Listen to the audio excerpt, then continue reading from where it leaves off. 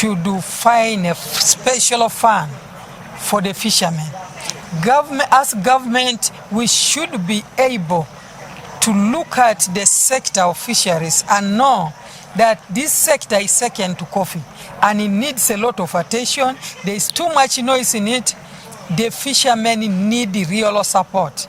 The majority of fishermen may not get help from PDM because PDM gives you 1 million and you cannot buy a boat of 1 million. A boat needs you to spend 3 million, then you have to get a nets that will need you almost 3 million. Then you need an engine of like 6 million. So if you put 6 million plus nets of 3 million plus a boat of 3 million, that's why a fisherman needs special attention. And like other projects that government has done, where we get more milk, that cow should be given attention.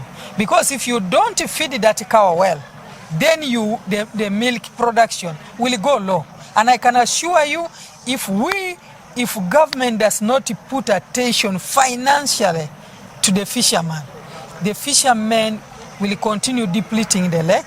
The fishermen will not sustain the lake. And because the poverty levels, especially among the youth, is so high that the youth push themselves to the lake.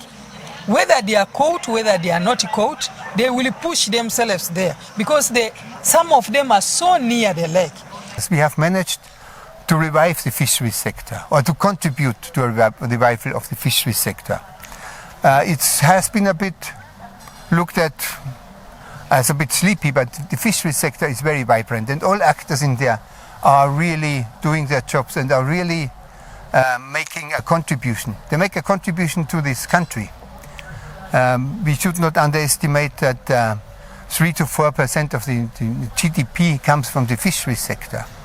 A lot of people are employed in the fisheries sector. I would think up to 2 million, keeping in mind that Uganda has 19% of its surface being water. So you can imagine how important fisheries is. And I think we have managed to help actors in there to do their job better. And the fisheries sector, I think at the moment is seen again as a very vibrant and important sector in Uganda.